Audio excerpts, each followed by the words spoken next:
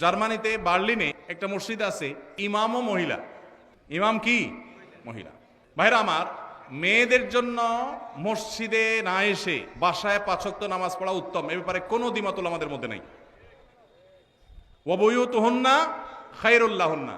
তবে হাদিসের আগের অংশ আছে, আল্লাহ নবী সাল্লাল্লাহু আলাইহি সাল্লাম বলেছেন, লা তামনাউ আমা আল্লাহি মাসাজিদ আল্লাহ, আল্লাহর বান্দিরা মসজিদে আসলে বাধা দিও না, কিন্তু তাদের জন্য মসজিদে আসার চাইতে বাসা নামাজ পড়া বেশি উত্তম। তার নবীজি চাইতেন তারা যেন বাসায় পড়ে।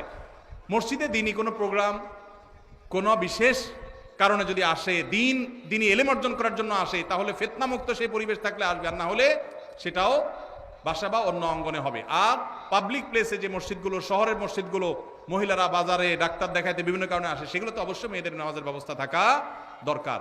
কিন্তু মেয়েদের জন্য মসজিদে এসে 5 ওয়াক্ত নামাজের জামাতে হাজির হওয়ার চাইতে বাসায় নামাজ পড়া অধিকতর উত্তম।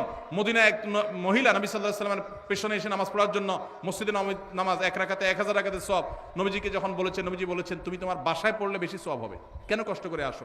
এখানে 1000 পাইলে ওখানে আরো বেশি পাবে। কিন্তু আমাদের বন্ধুরা অনেকে আবেগে নিজেকে সামলাইতে পারে না। আল্লাহ আমাদের বুঝার তৌফিক দান করুন। তাহলে মেয়েদের বাসায় নামাজ পড়া উত্তম, কিন্তু শহরে পাবলিক প্লেসে মেয়েদের নামাজের জায়গা না থাকার কারণে বহু পর্দানসীন, বহু নামাজি মেয়েরা ওয়াক্ত চলে যায়, নামাজ পড়তে পারে না। ডক্টর খন্দকার আব্দুল্লাহ জাহাঙ্গীরউল্লাহ বলতেন, আমাদের মা বোনরা বাসায় অবস্থান করবে, প্রয়োজনে বের হবে, এটাই শরিয়ার নির্দেশ। কিন্তু আমাদের মা বোনরা যে কোনো কারণে বাইর হয়ে গেছে, এখন যদি বলেন যে নামাজ পড়তে দিব না, বাসায় যাওয়া ছাড়া পড়বে না, তাহলে কাজা হবে, তাহলে সেটা তো তার জন্য ক্ষতিকর হবে। এই জন্য ব্যালেন্স আমাদেরকে শিখতে হবে। তো মহিলাদের জন্য আলাদা মসজিদ করার, পৃথক মসজিদ করার কোনো নজির শরিয়াতে নাই, কোনো আলেমের কোনো মত এর সপক্ষে নাই। এটা সারাসর ফিতনা, যদি কেউ করে না জায়েজ হবে। মসজিদের ভিতরে প্রথম কাতারের সামনে দেয়ালের ওই পাশে লাশ রেখে সালাত আদায়ের দলিল চাই। বাবারে সব দলিল চাচ্ছে দেখি। দেখেন, মসজিদে যখন জানাজার নামাজ হবে, তখন লাশ মসজিদে ঢুকাবে না কেন? কারণ লাশে রক্ত, পুজ, পানি ইত্যাদি থাকতে পারে, মসজিদ নাপাক হবে।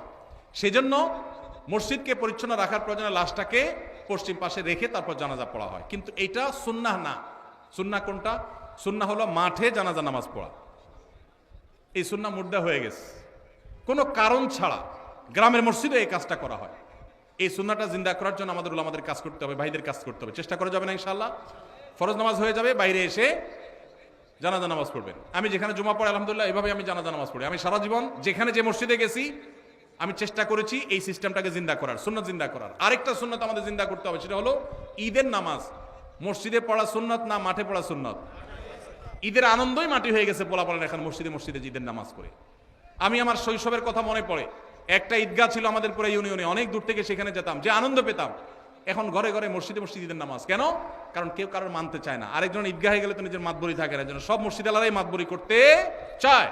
মসজিদে ঈদের নামাজ পড়া সুন্নাহর খেলাফ। হ্যাঁ, কোন শহরে ওইরকম পর্যাপ্ত মাঠ নাই, তাহলে মসজিদে পড়েন। রাস্তা বন্ধ করে নামাজ পড়ার চাইতে মসজিদে পড়া ভালো। ইয়াকুমুল জুলুস আলা তারিক, নবীজি রাস্তা বন্ধ করতে নিষেধ করেছেন, সেটা করবেন না। কিন্তু তাই বলে মসজিদ বাদ দিয়া, মাঠ বাদ দিয়া বিনা কারণে মসজিদে ঈদের নামাজ পড়বেন না, উন্মুক্ত জায়গা পড়বেন। এই সুন্নাহটাও জিন্দা করা দরকার। ঈদের যে আনন্দ সেটা এখন নাই। পোলাপান বসে বসে মোবাইল টিপে আর মসজিদে 5 ওয়াক্ত পড়ে, ঈদও পড়ে, আলাদা কোনো আনন্দ পায় না। ঈদগাহে যাওয়ার যে আনন্দ ওইটা কখনো মসজিদে আদায় হয় না। এই সুন্নাহটা আমাদের উলামারা চাইলে জিন্দা করতে পারেন। অনেক মাঠ আছে কিন্তু চেষ্টাও করে না অনেকে।